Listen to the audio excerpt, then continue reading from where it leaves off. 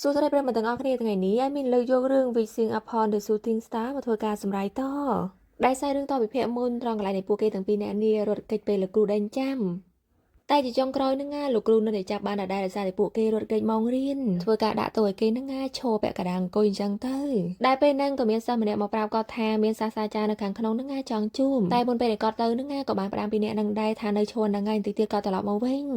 បន្ទាប់ពីលោកគ្រូចេញទៅនឹងហាវួយក៏ឈប់ធ្វើហើយក៏ថាឲ្យសាំងយ៉ុងដែរថាឯងនៅបន្តធ្វើអីទៀតលោកគ្រូទៅបាត់ហើយ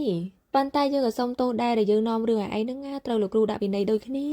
ាសាំងយ៉ុងក៏តថារឿងកើតឡើងហើយក៏កើតទៅរួចគេក៏បន្តរាប់លេខ1លេខ4លេខ2លេខ8លេខ5ដល់លេខ7ដែលវាជាទម្លាប់របស់គេនឹងហើយឲ្យតែមានបញ្ហារឿងអីនឹងគេចូលចិត្តធ្វើការរាប់លេខបែបហ្នឹងបន្ទាប់ពីលើគេនិយាយងើអញ្ចឹងហាវួយនឹងក៏សួរដែរថាឯងកំពុងតែនិយាយអីប៉ុន្តែឥឡូវនេះយើងសូមណែនាំឈ្មោះរបស់យើងនឹងឆាន់ហាវួយរៀននៅបន្ទប់លេខ2ហើយថាសាំងយ៉ុងនឹងក៏រៀងខ្មើដែរក៏បានថាឲ្យយើងបានសួរទេហើយមួយវិញទៀតនឹងមិនបាច់ញញឹមអញ្ចឹងដាក់យើងពេកទេយើងមិនចូលចិនបន្ទាប់ពីលេងអញ្ចឹងហាវួយនឹងក៏រៀងកាំងនឹងគេដែរប៉ុន្តែយ៉ាងណាក៏ដោយឥឡូវនឹងត្រូវជាប់ពីនៃជាមួយគ្នាហើយអញ្ចឹងត្រូវធ្វើជាមួយគ្នាហ្មងទៅ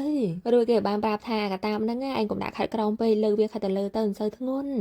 ់រួចគេក៏បានទាញឲ្យបន្តិចតបមកពួកគេនឹងក៏បន្តឈរពាក់កណ្ដាលអង្គុយបែបហ្នឹងទៀតទៅព្រោះថាលោកគ្រូដាក់ពិន័យហើយអាចរត់គេចបានទេ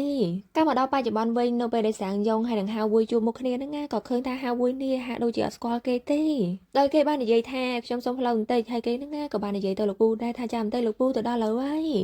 យតើឃើញអញ្ចឹងគេក៏រៀងចម្លែកចិត្តក៏បានសប្បាយទៅសួរប៉ាគេដែរថាគេម្នាក់នឹងគឺជាលេខានៃប៉ាជួលមកនឹងមែនបន្ទាប់ពីលឺអញ្ចឹងលោកពឺហឺក៏រៀងឆ្ងល់ហើយក៏បានព្យាយាមងាកឆ្វេងងាកស្ដាំដែរប៉ុន្តែគ្មានឃើញអ្នកណាទេមានតែគាត់នឹងរួចគាត់ក៏សួរបកវិញដែរថាក្មេងប្រុសហេតុបានជាឯងនឹងសុកហៅយើងថាប៉ាហើយគាត់ក៏សួរហាវួយដែរថាគេជាមិត្តភក្តិរបស់ឯងមែនហាវួយក៏តថាអត់ទេតាមខ្ញុំគិតនឹងស្មានតែគេជាភ្ញៀវដែលជួលនៅបន្ទប់យើងដោយលឺអញ្ចឹងលោកពឺហឺក៏បានប្រាប់ឲ្យគេនឹងទៅឆែកបញ្ជីមើលថាតើមានភ្ញៀវថ្មីទៅតែមកចូលស្នាក់នៅមែនអត់ដោយឃើញអញ្ចឹងសាំងយ៉ុងនឹងក៏រៀងហួសចិត្តដែរគិតថាប៉ារបស់គេនេះលេងសើចង់រំខានផ្លូវចិត្តរបស់គេអញ្ចឹងទៅធ្វើជាមិនស្គាល់គេលោកពឺហឺក៏បានបន្ថែមថាយើងមិនបានលេងសើចអីទេបើសិនជាឯងជាកូនរបស់យើងមែនហ្នឹងគឺប្រកាសណាគឺយើងនឹងអាចមើលស្គាល់ហើយដោយលឺអញ្ចឹងសាំងយ៉ុងក៏បានបន្ថែមទៀតថាគឺខ្ញុំដឹងហើយថាប៉ាមិនចូលចិត្តខ្ញុំទេដោយសារតែខ្ញុំធ្វើឲ្យប៉ាអាម៉ាស់ម៉ងដែលពេលហ្នឹងហាវួយមកប្រាប់ថានៅទីនេះអត់មានភ្ញៀវស្នាក់នៅថ្មីទេបន្ទាប់ពីលឺអញ្ចឹងលោកពឺហឺក៏បានបន្ថែមថាគឺឯងហ្នឹងអត់បានចូលឈ្មោះអញ្ចឹងមានន័យថាឯងមិនមែនជាភ្ញៀវរបស់ផ្ទះយើងទេឬមួយឯងមកទីនេះដើម្បីលួចរបស់សាំងយ៉ុងក៏ថាឲ្យអ្នកទាំងពីរហ្នឹងពិតជារំខានណាស់ថានៅទីនេះមានរបស់អីដែលមានតម្លៃឲ្យខ្ញុំលួចអន់បន្ទាប់ពីនិយាយមិនយល់គ្នាស្ដាប់គ្នាមិនបានហ្នឹងលោកពឺហឺនេះក៏បានព្យាយាមរុញគេចេញពីកន្លែងហ្នឹងហ្មងបើគេមិនព្រមចេញទេហ្នឹងគាត់នឹងទៅហៅប៉ូលីសមកចាប់ហើយដោយឃើញនឹងមើលប៉ាគេធ្វើដាក់បែបហ្នឹងឃើញថាគេនេះកាន់តែខឹងហើយក៏បានសប្បាយដល់ចេញទៅហើយបន្ទាប់ពីគេចេញទៅបាត់ហ្នឹងលោកពឺហឺនេះក៏បានប្រាប់ហាវួយដែរឲ្យទៅឆែកមើលនៅខាងក្នុងមើលមានរបស់ណាដែលបាត់អន់ចំណែកហាវួយវិញហាក់ដូចជាគេហ្នឹងមានអារម្មណ៍អាណិតសាំងយ៉ុងណាស់នៅតែតាមមើលគេរហូតបន្តិចក្រោយមកគេក៏បានមកដល់ផ្ទះរបស់វ៉ាន់ជើហើយក៏បានប្រាប់រឿងរ៉ាវដែលប៉ារបស់គេនេះធ្វើពុជជាមិនស្គាល់គេហើយគំរាមប្តឹងវលីចាប់គេទៀតគឺថាគេឡើងមួមកតែម្ដងហើយក៏បានបន្ថែមដែរគឺគាត់នឹងនៅតែសួរថាយើងជាអ្នកណាគឺយើងនឹងហើយគឺជាហឺសាំងយ៉ុងប៉ុន្តែនៅពេលដែលគេនិយាយឈ្មោះរបស់គេហ្នឹងគេនិយាយឲ្យចេញសម្លេងទេទោះបីជាគេព្យាយាមស្រែកនិយាយខ្លាំងយ៉ាងណាក៏ដោយក៏មិនចេញដោយឃើញអញ្ចឹងគេឡើងភ័យតែម្ដងក៏សួរវ៉ាន់ជើដែរថាឥឡូវហ្នឹងឯងនិយាយឈ្មោះយើងចេញមកវ៉ាន់ជើក៏និយាយថាគឺឈ្មោះរបស់ឯងហ្នឹងហឺសាំងយ៉ុងហើយបានជាឯងនិយាយមិនចេញដោយឃើញគេទទូចឲ្យហៅឈ្មោះរបស់គេពេកហ្នឹងវ៉ាន់ជើក៏រៀងចម្លែកចិត្តហើយនៅពេលដែលឃើញម៉ារបស់គេហើយនឹងអ្នកភូមិដើរមកហ្នឹងគេក៏សួរដែរថាគេឈ្មោះអីតែម៉ារបស់គេក៏សួរដែរថាគេជាអ្នកណាម៉ាក់មិនស្គាល់ឈ្មោះគេផងហ្នឹងឲ្យម៉ាក់ហៅឈ្មោះគេមិនហើយសូម្បីតែអ្នកភូមិឬក៏លោកមេភូមិហ្នឹងក៏អត់មានស្គាល់គេដែរដល់ពេលអញ្ចឹងគេឆ្ងល់មែនតើហើយក៏បានព្យាយាមប្រាប់ដែរថាគេហឺសាំងយ៉ុងតែពួកគាត់ក៏ប្រកែកថាបើសិនជាគេហ្នឹងពួកយើងស្គាល់ហើយបានជាឯងចេះតែនិយាយផ្ដេសផ្ដាដោយឃើញហេតុការណ៍មិនស្រួលទេសាំងយ៉ុងក៏បានសវ៉ាទៀងគេចេញមកខាងក្រៅហើយក៏និយាយដែរថាថ្ងៃនេះគឺជា April Fool Day មែនហើយបានជាម្នាក់ហ្នឹងធ្វើពុជជាមិនស្គាល់យើងឬមួយក៏យើងនឹងកែប្រែមុខឬក៏យ៉ាងណាឯងជួយមើលយើងតិចមកហើយគេក៏បានយកទូរស័ព្ទរបស់វ៉ាន់ជើនឹងមកឆែកមើលថាគេនេះអាច log in Facebook ឬក៏ app អីផ្សេងៗបានអន់បើទោះបីជាអ្នកផ្សេងមិនស្គាល់គេនឹងយ៉ាងហោចណាស់គេក៏នៅអាចប្រើប្រាស់ app ទាំងអស់នោះបានប៉ុន្តែនៅពេលដែលគេចូលទៅនឹងអត់មានសេវាទេទោះបីជាវ៉ាន់ជើប្រាប់ថាយើងទៅបងលុយពីម្សិលមិញទេតទៅពេលអញ្ចឹងពួកគេកាន់តែឆ្ងល់មែនតើហើយវ៉ាន់ជើនឹងក៏សួរដែរថាម្សិលមិញឯងមានញ៉ាំអីខុសអន់ហើយបន្ទាប់ពីឮគេនិយាយថាញ៉ាំអាហារដែលលោកពូហោបានធ្វើនឹងគេក៏ថាដែរប្រហែលជាលោកពូហោដាក់ថ្នាំអីដឹងអីដែលពេលហ្នឹងពួកគេបានឮសំឡេងនរណាម្នាក់និយាយថាការទៅលេងឆ្នេរសមុទ្រនៅពេលយប់ហ្នឹងគឺវាគឺជារឿងដែលគ្រោះថ្នាក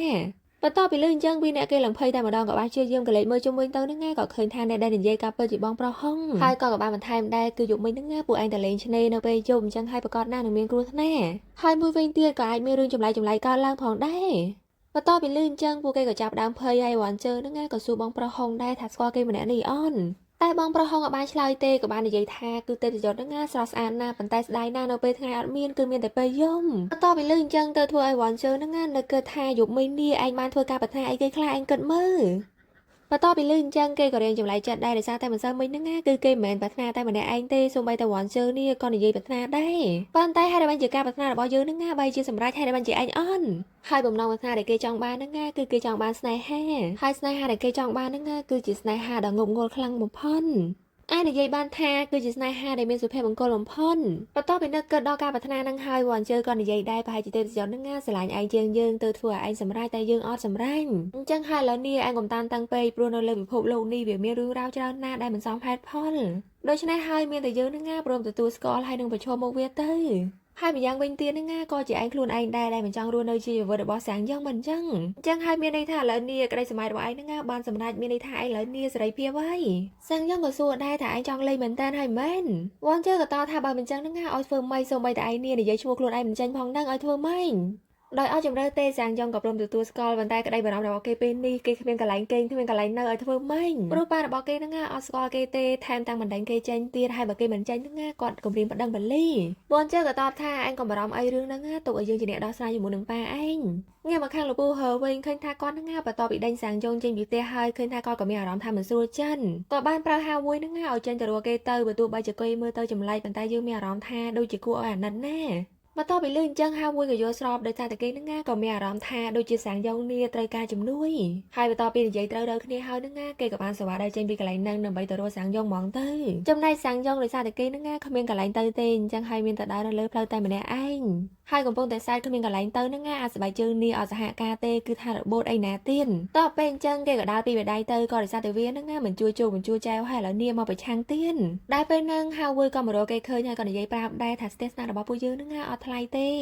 សាំងយ៉ងក៏តដែរឯងក៏បារម្ភអីតែបន្តិចហ្នឹងណាចាំយើងឲ្យលុយក៏បានហើយនៅពេលដែលគេព្យាយាមសម្លឹងមើលចុះមើលឡើងហ្នឹងណាគេក៏សួរសាំងយ៉ងដែរថាពួកយើងដែរជួបគ្នាពីមុនមកអត់យើងដូចជាប្រហែលសាំងយ៉ងក៏តថាអត់ទេមិនដែរជួបមិនដែរឃើញបន្ទាប់ពីឃើញគេខ្មើអញ្ចឹងឃើញថាហាមួយហ្នឹងណាក៏ព្រមចោះចាញ់ដែរក៏បន្តសួរទៀតថាយើងនេះឃើញឯងដើរចុះដើរឡើងហ្នឹងណាថាតើឯងចង់ទៅណាសាំងយ៉ងក៏តថាវាមិនមែនជារឿងរបស់ឯងទេកុំខ្វល់ដែលពេលហ្នឹងគេដើរមិនប្រយ័ត្នហ្នឹងណាក៏បានធ្វើឲ្យជើងនេះត្រូវរបួសហើយបន្ទាប់ពីឃើញហាមួយនៅតែបន្តតាមគេហ្នឹងណាគេក៏ស្ដីឲ្យដែរថាឈប់តាមយើងទៀតទៅឯងចង់ទៅណាទៅវាមិនមែនជារឿងរបស់ឯងបន្ទាប់ពីលើគេថាឲ្យអញ្ចឹងហើយហាមួយហ្នឹងណាក៏សប្បាយជិះម៉ូតូចេញពីហ្នឹងទៅបន្តិចក្រោយមកគេបានត្រឡប់មកវិញជាមួយនឹងទឹកថ្នាំហើយនឹងស្បែកជើងយកមកឲ្យឃើញថាដំបូងហ្នឹងណាគេអត់ចង់ទទួលទេប៉ុន្តែដោយសារតែហាមួយនេះទទួលឆុយឲ្យគេពេកហ្នឹងណាគេក៏ព្រមយកហើយទៅអង្គុយលៀងរបួសទៅកងឡុងពេលហ្នឹងហាមួយហ្នឹងណាក៏ឆ្លៀតនិយាយលេងដែរថាឯងដឹងអត់ហេតុបានជឿទឹកសមុទ្រហ្នឹងណាពណ៌ blue ដោយសារតែត្រីនៅក្នុងសមុទ្រហ្នឹងណានៅពេលដែលពួកវាហែលនេះលឺសូ blue ហ្នឹងហើយបន្ទាប់ពីលឺគេនិយាយហើយសាំងយ៉ងហ្នឹងមិនបានសើចទេថែមទាំងថាឲ្យទៀតពិតជារំខានណាគួរឲ្យធុញតែហាមួយមិនបានខ្វល់ទេក៏បន្តសួរទៀតថាហេតុបានជាព្រឹកមិញហ្នឹងណាឯងហៅលោកតកែថាជាប៉ាហើយសូម្បីតែឈ្មោះរបស់យើងនេះក៏ឯងស្គាល់សាំងយ៉ងក៏តថាដោយសារតែព្រឹកមិញហ្នឹងណាយើងភ្ញាក់ឡើងក៏រៀងផាំងតិចទៅតែយើងក៏អរគុណសម្រាប់ឆ្នាំហ្នឹងដែរចាំពេលដែលយើងមានលុយហ្នឹងណាចាំយកមកទូតជាមួយនឹងកន្លែងគេងជាមួយគ្នាហ្មងហើយគេរៀបម្ដៅចេញហ្នឹងណាហាមួយនៅតែបន្តសួរដែរថាឯងមានរឿងអីឬមានបញ្ហាអីមែនសាំងយ៉ងក៏សួរវិញដែរថាឯងហ្នឹងហេតុអ្វីបានជាចង់ដឹងរឿងរបស់អ្នកដទៃហាមួយក៏តថានៅពេលដែលយើងឃើញឯងព្រឹកមិញហ្នឹងយើងមានអារម្មណ៍ថាឯងនេះហាក់ដូចជាមិនមែនជាអ្នកដទៃ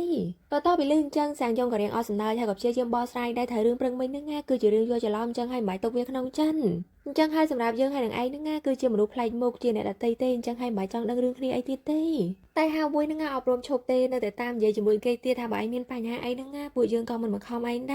រហើយចំណែកតកែរបស់យើងហ្នឹងទោះបីជាមើលទៅក៏គួរឲ្យខ្លាចពិតមែនប៉ុន្តែក៏ជាមនុស្សចេះល្អទេបន្ទាប់ពីលឺអញ្ចឹងគេក៏សួរហាមួយដែរថាឥឡូវហ្នឹងម៉ោងប៉ុន្មានហើយ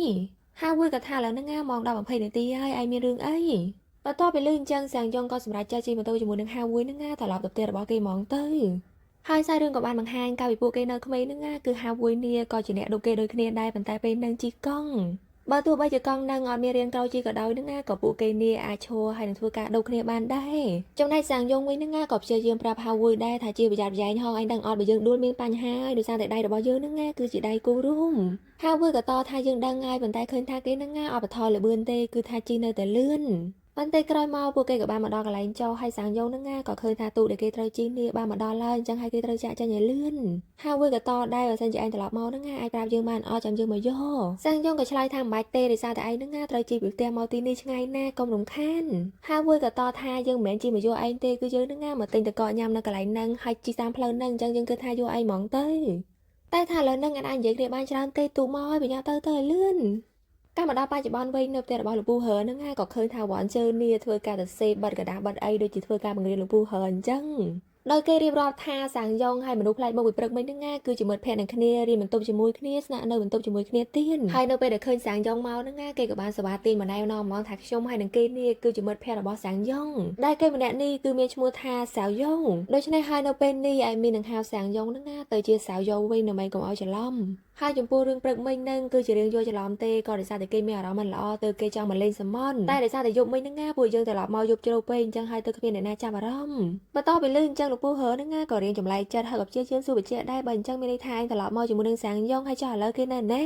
ពាន់ជើហើយនឹងសាវយ៉ុងហ្នឹងក៏និយាយដែរគឺខ្ញុំនេះក៏ចង់ដឹងដែរថាគេទៅណាលោកពូហឺក៏សួរទៀតដែរបើអញ្ចឹងហ្នឹងឥឡូវនេះឯងនៅណាហើយឯងធ្វើអីប៉ុន្តែយើងដូចជាមិនដែលឮសាំងយ៉ុងនេះនិយាយអំពីឯងសោះវ៉ាន់ជើក៏ឆ្លើយកាត់ថាដូចខ្ញុំប្រាប់លោកពូអញ្ចឹងគឺនៅពេលដែលគេផ្លាស់ប្ដូរការងារទៅក្រៅប្រទេសហ្នឹងគេត្រូវបានអ្នកបោកប្រាស់នេះបោកលុយអស់ហើយនៅពេលដែលត្រឡប់មកវិញហ្នឹងគឺមានចោលលួយអ្វីអស់ទៀនដោយសារតែបាត់បង់របស់របរឯកសារអស់អញ្ចឹងហ្នឹងទៅធ្វើឲ្យគេនេះមិនហ៊ានត្រឡប់ទៅផ្ទះប៉ុន្តែគេជាមនុស្សបកែណាធ្លាប់ធ្វើការងារនៅផ្ទះសំណាក់មួយនៅក្បែរភ្នំមិនតែប៉ុណ្ណឹងទេគេក៏ធ្លាប់ធ្វើជាជំនួយការនៅសន្តាគារតកមួយទៀតដែរអញ្ចឹងហើយទៅធ្វើឲ្យសាំងយ៉ុងហ្នឹងគិតថាសមត្ថភាពគេអស់ចា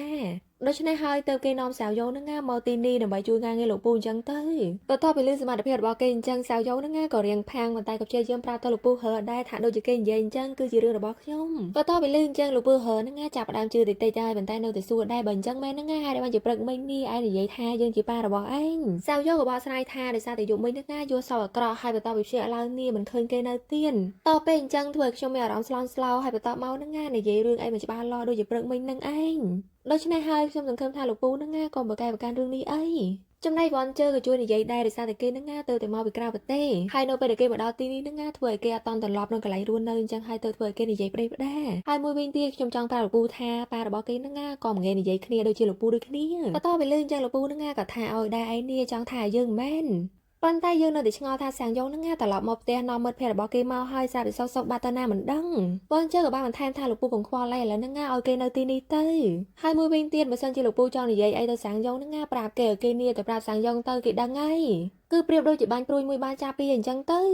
សាវយ៉ុងក៏បានបន្ថែមថាគឺខ្ញុំហ្នឹងក៏បានលើពីសាំងយ៉ុងដែរថាទីនេះត្រូវការអ្នកជួយហើយតាមដែលមើលទៅហ្នឹងគឺខ្ញុំក៏អាចជួយបានដែរអញ្ចឹងហើយខ្ញុំគិតថានឹងសាកល្បងធ្វើវ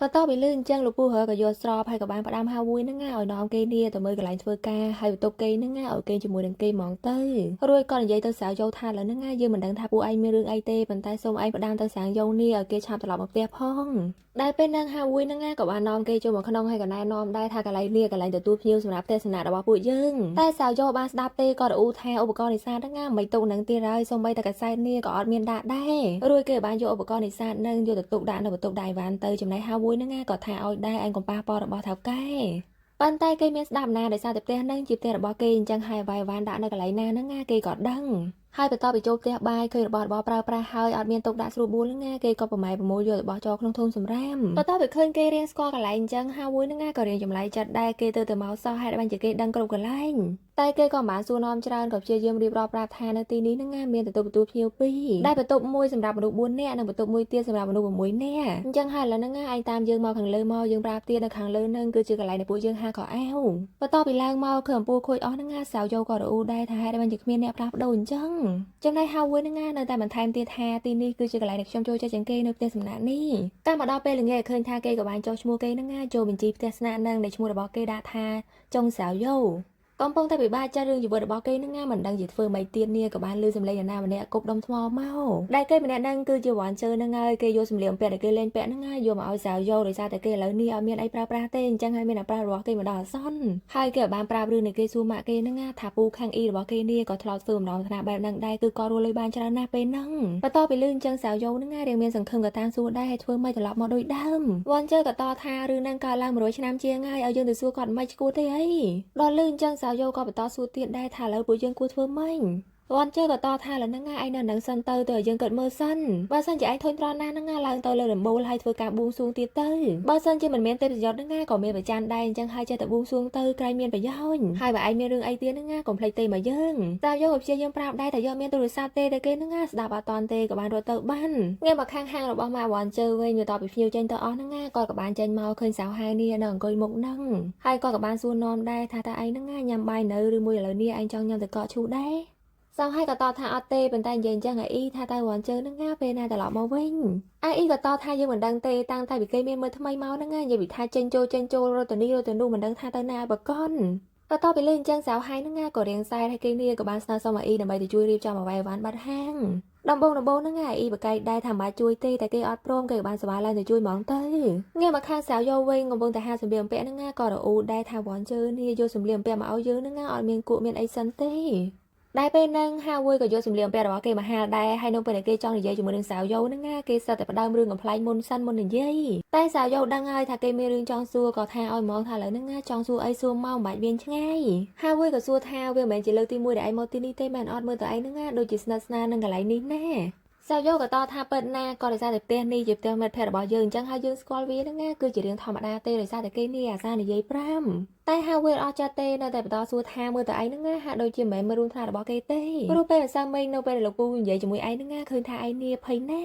ដោយឃើញគេដាច់ដោលហើយនឹងសង្ស័យពេកហ្នឹងសៅយោនេះក៏ថាឲ្យវិញដែរអញ្ចឹងឥឡូវនេះយើងសង្ស័យឯងវិញម្ដងថាតើតកែហ្នឹងដឹងថាឯងនេះជាមិត្តរួមវិទ្យាល័យរបស់កូនគាត់ដែរអត់ដោយឃើញគេរៀងភ្ញាក់ផ្អើលសៅយោក៏បានបន្ថែមដែរថាឯងហ្នឹងកុំបាច់ភ័យអីដោយសារតែរឿងរ៉ាវរបស់គេយើងដឹងទាំងអស់ព្រោះយើងហើយនឹងគេហ្នឹងស្និទ្ធស្នាលនឹងគ្នាណារឿងរ៉ាវក្នុងជីវិតរបស់គេនេះយើងដឹងទាំងអស់រួមទាំងឈ្មោះរបស់ឯងក៏យើងស្គាល់ដោយលឺអញ្ចឹងហាវក៏សួរទៀតថាបើអញ្ចឹងហ្នឹងថាតើគេដែលនិយាយរឿងរបស់យើងនេះប្រាប់ឯងដែរអត់សៅយោក៏តថាមានគេបាននិយាយថាគឺឯងហ្នឹងគឺជាមនុស្សចុងក្រោយដែលគេនេះចង់ចាំបន្ទាប់ពីលេងអញ្ចឹងហាវហ្នឹងក៏រៀងភ្ញាក់ផ្អើលហើយគេក៏តទៅវិញដែរបើសិនជាវាជារឿងពិតហ្នឹងពិតជាល្អណាស់សៅយោក៏តថាបើឯងគិតថាវាពិតឬមិនពិតហ្នឹងជារឿងរបស់ឯងគេនេះក៏បានសវ៉ាដល់ចេញទៅដែលពេលហ្នឹងក៏មានកូនចៅរបស់គេបានឆាតមកថាតើពេលណាលោកត្រឡប់ទៅធ្វើការវិញហើយថាលោកចង់ទៅការងារនឹងចោលដើម្បីខ្ជិះខ្ជាយលុយរបស់លោកលីនហើយទៅបាត់បែបហ្នឹងមែនបន្ទាប់ពីឃើញសារហ្នឹងហើយគឺថាហាវឡើងសែនហើយយើងក៏មិនតន់ដឹងរឿងនៅពីក្រោយខ្នងគេថាហេតុបានជាគេនឹងមករស់សាំងយ៉ុងហើយនឹងរឿងរ៉ាវដែលពួកគេនឹងឆ្លោះគ្នាក៏យើងមិនតន់ដឹងដែរថាដោយសាររឿងអីងាកមកខាងវ៉ាន់ជើវិញកំពុងតែអង្គុយលេងហ្គេមចំណែកសៅហើយនឹងក៏អង្គុយកំដរគេដែរអត់តន់ត្រឡប់ទៅផ្ទះទេហើយគេបានសួរនាំអំពីការងារហើយក៏សួរនាំអំពីរឿងមិត្តភក្តិថ្មីរបស់គេដែរថាគេជាអ្នកណាវ៉ាន់ជើក៏ជ្រុលមកឆ្លើយថាគឺហឺសៅយ៉ុងហ្នឹងហើយសៅហើយក៏បានបន្ថែមថាបន្តែម៉ែរបស់ឯងហ្នឹងនិយាយថាមិត្តភក្តិថ្មីទេដោយលឺអញ្ចឹងគេទៅតែភ្ញាក់ខ្លួនហើយក៏បកស្រាយថាគឺគេនឹងជាមិត្តភក្តិរៀននៅវិទ្យាល័យជាមួយគ្នាជាមួយនឹងយើងជាមួយនឹងហឺសៅយ៉ុងដែលគេមានឈ្មោះថាសៅយោបន្ទាប់ពីលឺអញ្ចឹងសៅហើយក៏តាមសួរទៀតដែរបើសិនជាពួកឯងស្គាល់គ្នាតាំងតែពីយូរហ្នឹងហេតុអីបានជាមិនដែលលឺឯងនិយាយវ៉ាន់ជើក៏តថាយើងមិនចូលចិត្តនិយាយអំពីគេប៉ុន្តែឯងនេះចម្លែកម៉េះហេតុបានជាថ្ងៃហ្នឹងសួរចំនួនយើងច្រើនម៉េះសៅហើយក៏បានសវ៉ាឡើងទៅអង្គុយទាញគេយកមកឲ្យនិយាយថាក៏ដោយសារតែយើងហ្នឹងមិនចង់ឲ្យឯងនេះទៅដើរលេងជាមួយមនុស្សដែលយើងមិនស្គាល់បន្ទាប់ពីឃើញទឹកមុខនឹងកាយវិការរបស់គេអញ្ចឹងគឺថាវ៉ាន់ជើហ្នឹងក៏ចាប់ដើមភ័យហើយក៏បានសវ៉ាមកអង្គុយខាងក្រោមវិញតើឃើញអញ្ចឹងសៅហើយហ្នឹងក៏បានសវ៉ាមកអង្គុយខាងក្រោមជាមួយដោយឃើញស្ថានភាពមិនស្រួលទេវ៉ាន់ជើហ្នឹងក៏រអ៊ូដែរថាឯងមកជិតយើងម៉េះរួចគេក៏បានសវ៉ាឡើងទៅអង្គុយអាលើហ្នឹងហ្មងកុំឲ្យគេមកអង្គុយក្បែរទៀនតែថាសៅហើយហ្នឹងអត់អស់ចិត្តទេក៏បានឡើងមកអង្គុយខាងលើនេះយ៉ាងហោចណាស់ក៏បានក្បែរហើយកែភ្នែករបស់គេហ្នឹងសម្លឹងមើលកពួនជើងរបស់វ៉ាន់ជើនេះជាមួយនឹងទឹកមុខឡើងស៊ីអារម្មណ៍តែម្ដងមិនដឹងតែក្នុងចិត្តគេកំពុងតែគិតអីឬមួយការបួងសួងរបស់វ៉ាន់ជើទៅទេពសយុទ្ធហ្នឹងបានសម្រេចឬក៏យ៉ាងណាទេបន្ទាប់ពីឃើញទឹកមុខរបស់គេហើយវ៉ាន់ជើហ្នឹងចាប់ផ្ដើមភ័យហើយមានអារម្មណ៍ថាក្តៅខ្លាំងណាស់ក៏បានសប្បាយទៅឡើងសិនទៅជាដល់លឺអញ្ចឹងសៅហើយហ្នឹងក៏បាននិយាយជាមួយនឹងទឹកមុខដ៏រស់រាយរបស់គេនេះថាបើឯងដោះអាវហ្នឹងក៏យើងមិនប្រកាន់ដែរដោះទៅបន្ទាប់ពីលឺអញ្ចឹងវ៉ាន់ជើចាប់ដើមមានអារម្មណ៍ថាមិនកើតទេបើសិនជាគេនៅនឹងទីហ្នឹងប្រហែលជាបែកហ្នឹងអាចចាប់ស៊ីហើយរួចគេបាននិយាយថាគឺមានគ្រឿងសមុទ្រហានៅខាងក្រៅប្រញាប់ទៅយកព្រោះខ្លាចទូស៊ីបន្ទាប់ពីគេចេញទៅបានហ្នឹងសៅហើយក៏បន្តអង្គុយហត់ក្លិនរបស់គេទៀតហាក់ដូចជាក្តីស្រឡាញ់របស់គេចំពោះវ៉ាន់ជើហ្នឹងវាលើសលោពេកអញ្ចឹងហើយអ្វីៗឲ្យតែពាក់ព័ន្ធជាមួយនឹងវ៉ាន់ជើគេពេញចិត្តទាំងអស់ងាកមកខាងហាវវិញមុនពេលដែលគេចូលគេហ្នឹងគេ ក៏បានលេបថ្នាំអីទេមកក្រហើយក៏បានធ្វើការបាញ់ទឹកអប់ជុំវិញនឹងដែរឲ្យមានក្លិនក្រអូបហើយបន្ទាប់ពីសាវយកចេញពីទប់ទឹកមកធុំក្លិនហ្នឹងក៏សួរដែរថាក្លិនអីគេហើយវាក៏បន្ថែមថាវាជាទម្លាប់របស់ខ្ញុំធ្វើឲ្យខ្ញុំហ្នឹងវាមានអារម្មណ៍ស្រស់ថ្លាពេលមានក្លិនក្រអូបសាវយកក៏ថាឲ្យទៀតថាវាជាទម្លាប់របស់ឯងមិនមែនទម្លាប់របស់យើងទេបើសិនជាឯងចង់មានអារម្មណ៍ស្រស់ថ្លាហ្នឹងបើកមកបង្អួចស្រូបខ្យល់អាកាសទៅរួចគេក៏បានបើកកង្ហារហើយបាត់ភ្លើងបាត់អីហ្នឹងរៀបចំគេងអត់ខ្វល់ថាហាវួយនេះចង់អានសភៅឬក៏មិនទេសំខាន់ឥឡូវនេះគេចង់គេងបន្ទាប់ពីឃើញចឹងហាវួយហ្នឹងក៏រៀងខ្នាញ់នឹងគេដែរដោយសារតែគេទៅតែមកទេនិយាយពីថាធ្វើខ្លួនដូចជាម្ចាស់ផ្ទះហើយគេក៏មិនអស់ចិត្តដែរក៏បន្តសួរសាវយកទៀតហ្នឹងថាតើសាវយកនេះពិតជាប្រាវអ្វីៗគ្រប់យ៉ាងដល់ឯងពិតមែនអីសាវយកក៏តថាពិតណាដោយសារតែយើងជាមនុស្សសំខាន់របស់គេអញ្ចឹងហើយយើងស្គាល់គេច្បាស់បន្ទាប់ពីលេងអញ្ចឹងហាវួយក៏រៀងអត់សំណើចក៏សួរទៀតដែរបើសិនជាឯងពិតជាមនុស្សសំខាន់មែនហ្នឹងហើយដែលបានជាគេនេះមិនដែលនិយាយប្រាប់រឿងរបស់ឯងទៅលោកពូហ៎សាវយកក៏ថាឲ្យវិញថាហើយចុះបើឯងហ្នឹងជាមនុស្សវិទ្យាល័យរបស់គេហើយដែលបានជាឯងនេះចាំឲ្យលាក់បាំងមិនប្រាប់លោកពូដែរទៅបន្ទាប់ពីលើគេនិយាយចំចំណុចអញ្ចឹងគឺថាហាវួយហ្នឹងខឹងខ្លាំងមែនតែគេនេះព្យាយាមដកដង្ហើមចេញចូលដើម្បីកុំឲ្យគេមួម៉ៅក្រែងវាយគ្នាអញ្ចឹងទៅរួចគេបាននិយាយថាឥឡូវហ្នឹងពួកយើងអត់តូចចិត្តគ្នាទេអញ្ចឹងហើយសូមរក្សាកម្រិតគ្នាបន្តិចសាវយកក៏តថាពិតណាគឺវាជាអ្វីដែលយើងចង់បានរួចគេបានសប្បាយយកខ្នើយហ្នឹងយកមកដាក់នៅបរោះកណ្ដាលហ្នឹងហ្មងទៅដោយសារតែគេនេះមិនចង់ឲ្យប៉ះគ្នា